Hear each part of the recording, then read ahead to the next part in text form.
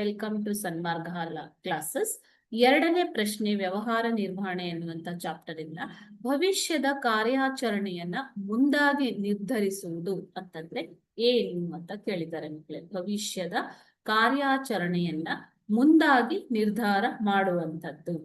Okay, so ಇದನ್ನ A ಸಂಘಟನೆ, option B ನಿರ್ವಹಣೆ, ಆಪ್ಷನ್ ಸಿ ಸಂಯೋಜನೆ, ಆಪ್ಷನ್ ಡಿ ಯೋಜನೆ.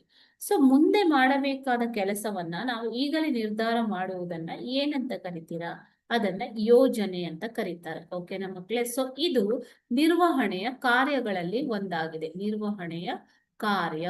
ಸೊ ನಿರ್ವಹಣೆಯಲ್ಲಿ ಯೋಜನೆ, ಸಂಘಟನೆ,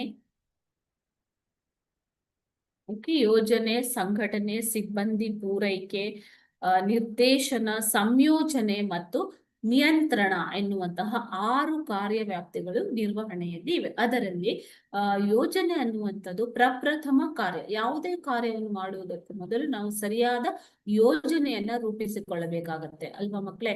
ಇದು ಮುಖ್ಯವಾದ ಒಂದು ಕಾರ್ಯಕ್ಷೇತ್ರವಾಗಿದೆ. ಒಂದು ನಿರ್ದಿಷ್ಟ ಅವಧಿಗೆ ಭವಿಷ್ಯದ ಕಾರ್ಯಾಚರಣೆಗಳನ್ನು ಮುಂದಾಗಿ ನಿರ್ಧರಿಸುವುದೇ ಯೋಜನೆ. Okay, thank you.